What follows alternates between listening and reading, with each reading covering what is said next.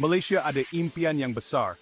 Ia nak jadi peneraju di Asia Tenggara untuk teknologi chip dan kecerdasan buatan. Negara kita nampak peluang besar dalam bidang ni. Inilah masa depan ekonomi dunia. Malaysia nak jadi pemain utama dalam masa depan tu. Kerajaan dah tetapkan sasaran yang jelas. Mereka nak tarik lebih banyak pelaburan dalam industri teknologi. Mereka nak cipta peluang pekerjaan bergaji tinggi untuk rakyat Malaysia. Mereka nak bangunkan syarikat teknologi tempatan. Ini bukan sekadar tentang ekonomi. Malaysia melihat teknologi sebagai cara untuk meningkatkan kehidupan rakyat.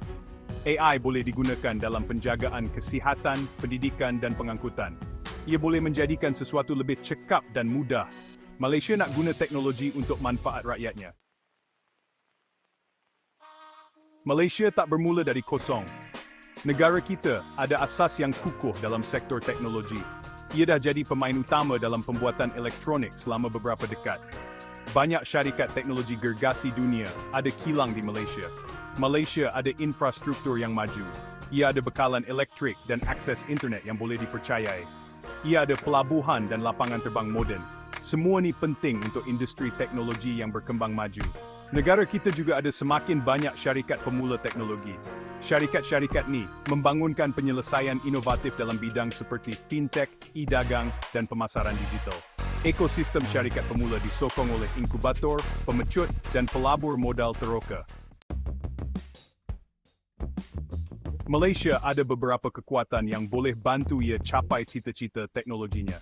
Salah satu yang terbesar ialah tenaga kerja muda dan berbakat. Rakyat Malaysia bersemangat untuk belajar kemahiran baru dan menerima pakai teknologi. Negara kita juga mendapat manfaat daripada lokasi strategiknya di Asia Tenggara. Ia berada di tengah-tengah rantau yang dinamik dengan kelas menengah yang semakin meningkat.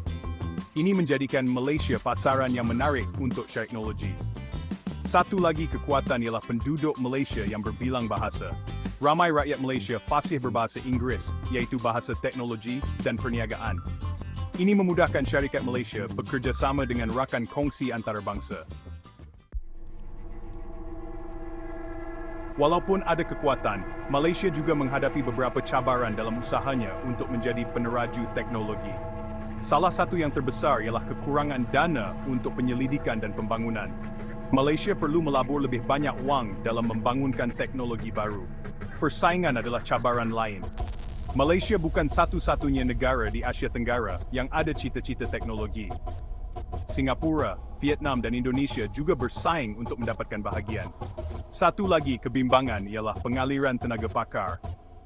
Ramai jurutera dan saintis berbakat Malaysia meninggalkan negara untuk bekerja di negara lain dengan gaji yang lebih tinggi dan peluang yang lebih baik. Malaysia perlu mencari jalan untuk mengekalkan mereka yang terbaik dan paling bijak di negara ini. Bab 5. Peranan kerajaan, dasar dan inisiatif untuk mendorong inovasi. Kerajaan Malaysia sedar kepentingan teknologi untuk masa depan negara. Ia telah melaksanakan beberapa dasar dan inisiatif untuk menyokong pertumbuhan industri teknologi. Salah satu contohnya ialah Perbadanan Ekonomi Digital Malaysia atau MDEC. Agensi ini bertanggungjawab untuk mempromosikan pembangunan ekonomi digital di Malaysia. Ia menyediakan dana, sokongan, dan panduan kepada syarikat pemula dan syarikat teknologi. Kerajaan juga telah memperkenalkan insentif cukai untuk syarikat teknologi. Ia telah memudahkan syarikat teknologi asing untuk menubuhkan operasi di Malaysia. Dan ia telah melabur dalam meningkatkan infrastruktur digital negara. Bab 6. Kisah kejayaan, syarikat Malaysia meninggalkan tanda aras. Walaupun menghadapi cabaran, sudah ada beberapa syarikat teknologi Malaysia yang meninggalkan tanda aras mereka. Salah satu contohnya ialah Grab. Syarikat e-hailing dan penghantaran makanan gergasi ini diasaskan di Malaysia dan kini merupakan salah satu syarikat pemula paling berharga di Asia Tenggara.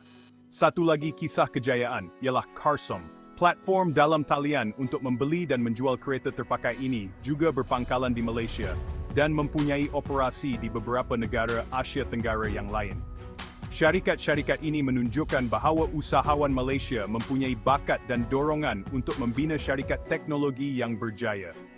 Mereka adalah inspirasi kepada usahawan yang bercita-cita tinggi dan tanda potensi negara. Bab 7. Persaingan global. Bolehkah Malaysia menonjol di arena teknologi?